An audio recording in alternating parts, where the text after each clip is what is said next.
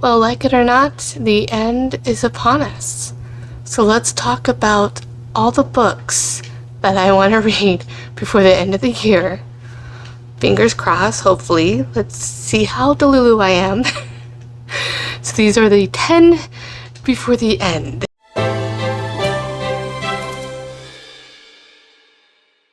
Hi there, welcome to my channel. My name is Crystal and this is Books Forever After, where we sit on the floor, we talk about everything and all things books and nothing but the books.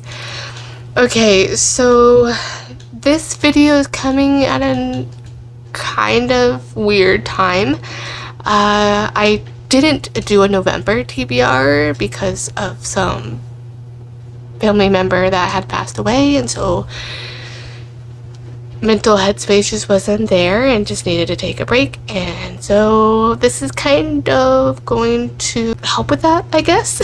Provide a little bit of a TBR. Talk about the 10 books that I want to read before the end of the year. I've seen this a few people, not very many, but a few people do this video, and I was like, that's actually a really good idea, because let's see how delulu I am. And like, now that it's crunch time, what am I really hoping to get to? So we'll see, because right now with everything, this whole month for November, I'm really focusing on just mood reading for the most part, except for our mood reader book club. I realized while looking, there's so many books that I wanted to read that are releasing in November. So like, so many had released. And then but then I'm like, I want to finally complete some series. I'm not going to be able to complete a lot. I'm definitely going to try to focus that more next year as well. And then I'm like, I am not going to complete my 2025 25 historical romances. It's just not realistic. We'll see how many I read. I'm hoping I read 50 of historical romances. So I'm like, what do I want to focus on? Those is really where my headspace is at. Of course, it's fall, so a lot of what I want to read is more dark romantasy or gothic romance, just fantasy in general. So that's what we're going to focus on a lot. And there is one historical romance, so we will get to that. Let's just start, and this is really just off the cuff. I really just pieced this all together in like 5 minutes. So this is very unplanned, but this is what we're going to work with. So I think we're going to start with the books that I hope to complete, and so books I want to start that I know I'm not going to finish the series within this year anyway. So the first one is, I was going to put the 5th book on here, but I literally just finished it yesterday at the time that you're seeing this. And so I finally want to finish this series by Kerrigan Byrne, and that is The Duke with the Dragon Tattoo. This is the final book in the Victorian Rebels series. I am so excited to read this one. Book 1 is my most favorite historical romance. That's The Highwayman. And I'm excited for this one because a lot of people that love The Highwayman also really love this one. So those two are a lot of people's favorites. So it's like the perfect kind of bookend to end this whole series with. So I'm super excited about this one. We get to follow the Rook, and you got to meet him in book 4 a little bit. So I'm excited to see what this turns out to be. This one's gonna be really fun, and it's gonna be my only historical romance that I for sure am going to focus on. I'm sure there might be some other historical romances that I read before the end of the year, maybe 1 or 2 more, and we'll see how it goes. But at least I want to make sure that I finish it out with a really good one. So, and finally complete and mark off a historical romance series off of my list. That's all we want. That's great. And then this is the Our Book Reader Mood Reader Book Club pick for November, and this is Eldridge by Carrie Lake. So I am excited that I know for sure I will finish this. Also gets me up to date on a series, meaning that I think it's going to be a trilogy, so at least it's not fully completed. You know, I haven't completely read it, but at least I will be up to date. And so I'm excited about that. So I feel even a little bit more accomplished. This is a dark romantasy. It's her first one. She writes a lot of, Carrie Lake writes a lot of gothic, and this is her first fantasy romance, the gothic fantasy romance. I am super excited about this. Think creepy forest, magical forest. There's beings in there. It is super good. Think, oh gosh, The Village. That kind of vibe. It's very like a Puritan town. Just so good, and I am super excited to see how this one turns out. I've heard nothing but good things so far, and to me, Carrie Lake is a new favorite author of mine, and she can't do no wrong. So we'll see how this one goes. I have a feeling this one might be in my top favorite of the year. Just Carrie Lake in general is probably going to hit a lot of those. It's going to be great. And then I am holding up Kiss of the Basilisk, but I don't have book 2 yet. It is just releasing here, I think as I'm filming this today. So I'm waiting on my pre-order to come into the mail. But that is Between Two Kings, which is the sequel to this. And this was an absolute surprise, 5 stars. I so enjoyed it, and so I'm really looking forward to Between Two Kings, and I definitely want to read that one next, and I have a feeling it's going to be a 5-star, so that's why I'm super excited to read it, and it also will get me up to date on a series. And I think it's going to be the final one in that series. I think truly the only thing that's going to be following that's going to be published is like a prequel, which, you know, prequels aren't necessarily needed to finish a series. So whenever that comes out, I'm guessing the prequel will come out next year. But I am just super excited about this one. This one just took me by surprise, and I'm no regrets. I don't care. No regrets. I'm super excited for the second one. And then this one has just been hanging over my head this whole year. It's been on so many TBRs. I just couldn't find the motivation to read it. I've even tried the audiobook, and that is Shadow and Storms by Helen Shore. This is the final book in the Legends of Besmar series. I absolutely adored Blood and Steel, the first book, and I enjoyed the second one as well. The third one kind of tapered off a little bit. It was good too. It was still 4-star. I'm just, for some reason, I just am not pulled to finish this series, and to read this one. And don't know why, because it's one book, and it would complete the series. So that is what I'm going to do. I am not going to listen to the audiobook, because that was just for some reason not working for me. So I'm going to have to read with my eyeballs with this one, and force myself to read it. And I'm sure once I start, I'll be fine. But for some reason, I'm just hesitant to start it. And I don't know, I really don't know why. I have no idea why. And this is why I binge read series, is because I get distracted and then I lose interest a little bit. And I have to be reminded of like why I love something. So don't know why, that's what my brain is like. But that is, I really can't explain why it took me it's taken me so long, but I will, for all that is holy, I will finish this series this year before the end of the year. Write this down in history. This will be a little bit funny if it turns out that I didn't, and I'm gonna be super embarrassed. Oh well. I don't know why, but this like bent. I'm so mad. I must have bent it. I'm so mad. Anyway. Moving on to books, series that I want to read, or books I want to start and read, and this is kind of both, because I just started and I want to finish it by the end of the year, and I know, right? I just talked about trying to finish the series, and just starting a new series, and want to binge it series. I am who I am. I can't help it. It's just, it is what it is. But at least this one's going to fulfill the need of, I want to binge read a series for the most part. So this is going to give me that satisfaction. What I really want to do is binge read a series. So that is the Legacy series. That is by Melissa K. Roerick. So I just actually read this one. First book I read in November. This is Reign of Shadows and Endings. So I am a quarter of the way there, man. I'm just there. I am super excited for this one. This is indie published. Got picked up by, Kensington.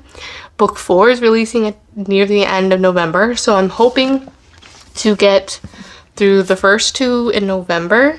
The second one, Storm of Secrets and Sorrow. And then I have The Tempest A Wrath and Vengeance. So super excited about this. The fourth one's getting released in paperback too. So this is the published versions that were just released. So these were on a pre-order. They've already been released, whatever, but super excited. But this one, 4-star. I was thinking it was going to be a 5-star. Kind of weird that it wasn't.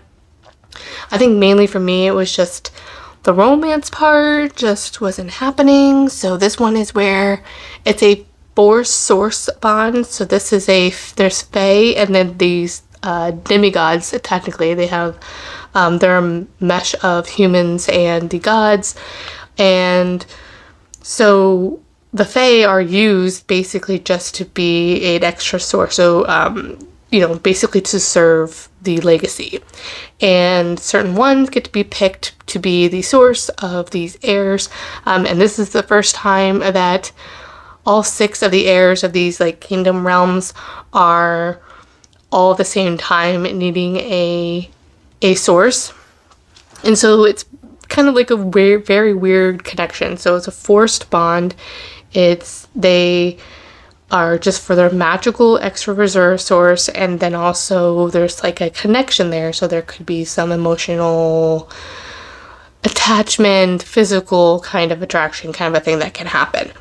And this one, I think it was mainly the hero. He was just a little more stuck up. He was just like, not reading the room, just not like getting it. And the heroine is really, really strong and just is like, no, I don't want to be what this is. And of course there's all powers. There's a lot of more, I want to say nature powers. And so at a certain point of time when they go to this like academy, their powers are like revealed, and that's when you know like how powerful they are. Within that, there's other Fae that can be chosen when their one is revealed from the certain kingdom, can be kind of, you know, chosen from that. So there's all of this kind of happening. It's an urban fantasy as well, so it's like not like a historical side. I typically haven't been liking those. This one's good so far. I'm excited to see what book 2 is like. I'm hoping that the romance kind of develops a little bit more. I just wasn't really feeling the emotional connection. Obviously it's because there's a lot of buffer, so it was just interesting for that. I'm hoping to binge read, and I hope I really enjoy it. I love the covers. I'm hoping that, like Crescent City, where I did enjoy that one, I'm hoping that I like this urban romantasy. So we'll see how that goes. Already 7 of them done. So let's go and talk about the rest. The other one that I'm super excited that just got released, that was also traditionally picked up, that was part of pre-order. This is Bonded by Thorns by Elizabeth Helen. This is a Beauty and the Beast retelling. It is white shoes, and I'm just super excited about that. There are 4 books. Book 2 is releasing in December for the traditionally published, and then the books 3 and 4 are releasing, I think, in January, February. So super excited for that too as well. So if I really like this, I do have book 2 pre-order as well. Beauty and Beast retelling is almost for sure going to be a guaranteed 5-star for me. So there has been hit or misses, but I feel like it's at least a strong bet that will happen, and I want to really enjoy it. So these ones I've just been really excited to read. So we'll see how that one goes. And then I am super excited about this one. This is the one I'm going to be reading next after Anathema, and that is Blackthorn by J.T. Geisinger. She wrote the Mafia romance that I really enjoyed this year. The first one was like Ruthless Creatures. This one is her first, I believe, her first romantasy, and this is a dark romantasy. That's a second chance as part of its tropes. Usually second chance is like kind of like within the series, and it's like book 2 when there's like a betrayal or whatever. I am super excited. I really wanted to read a second chance romance. I think they were married before or something like that. I really don't know. I know just barely enough to be really interested. I really don't know. I think it's also urban or like paranormal. I really don't know. But the cover's pretty. It is really, really exciting. I mean, that looks really cool. I believe it's like witches and that kind of a thing, and I don't know why it's not focusing, but yeah. So love that. Just like that art there is really cool, and yeah, I'm So excited. I have a feeling that this is going to be a 5-star. Ooh, it even looked like the cover. I'm just so excited about this one. So yes, this one is going to be super anticipated. Super anticipated to read this one. So yeah. And then finally, last but not least, is I want to finish one more of the authors from my Ohio BookCon authors I was trying to read. And it is the In the Shadows by L.B. August. I am super excited about this. I got to meet this author at the BookCon, and this and M.A. Frick was the ones that I was really excited to meet and really excited about their books, like just reading ahead of the time, like the blurb and such. So I'm super excited about this. Love the digitally printed edges. This is like an embossed one. I believe this is where she is a shadow mommy, and I don't know if it's I think it might be a white choose, I'm not sure. I haven't heard anything on book 2 yet either, so we'll see how that goes. As I had picked this up, I found out later too, like a month before or later. I'll put her channel down below. I can't think of it at the top of my head. I don't know why, and forgive me, I don't know why. But she read it a month later, and she said that like it's like going to be her favorite book of the year. So I'm intrigued to see. I'll follow her to see if it ends up happening to be like her favorite book of the year. But this is the dark shadow mommy, dark romantic. I want to say almost like there's like a new term like happening that I've been seeing on Instagram. It's called like tramantasy, which is basically encapsulates everything that why I like these like emotional, angsty kind of reads, whether it's historical or fantasy romance, where it's just more like the going through a very traumatized experience where trauma is used for transformation and just through addressing societal things and just, you know, discovery and just, I don't know, I'm super intrigued. It explains a lot as well. But yes, just I think it's like a dark romantasy, you know, all that gothic kind of a thing, but super excited about this, and I'm intrigued to see. This is also going to be a 5-star prediction. I believe that this is going to be a 5-star for me. At least I hope. Really enjoyed M.A. Frick's writing. I've just loved her writing. She's a new favorite author, so I predict that this author will also be a new favorite. So we'll see how this one goes. All right, so that is all of the books that I hope to get to for the end of the year. If I have to narrow it down. Now, to actually be able to hopefully read in a good fast pace. I mean, I'm having some more downtime. I do usually keep my PTO from work for the week of Christmas. So we'll see how that happens. And then with Thanksgiving and such, I should have more time to read. Now that it's the end of the year, and actually finally have some time to read. The craziness. And then it's also end of the year kind of too as well. So I don't know how that's all going to fit, because I do want to actually do more of that. That is the list of books that I'm excited to read, that I hope to get to. Let me know down in the comments, what's the books that you really want to get to, like your top 3, and if any of these books are on your TBR for that. And if you read any of these books, I really like to chat with you guys in the comments, being able to chat with you guys about these books and what you think about it. So just let me know.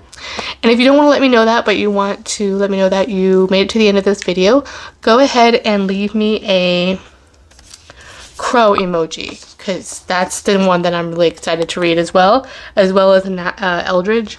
I think a crow or raven, whatever the emoji is, I think would fit these two perfectly. So there we go. Alright, well, thank you guys for watching, and I will see you in the next one. Bye.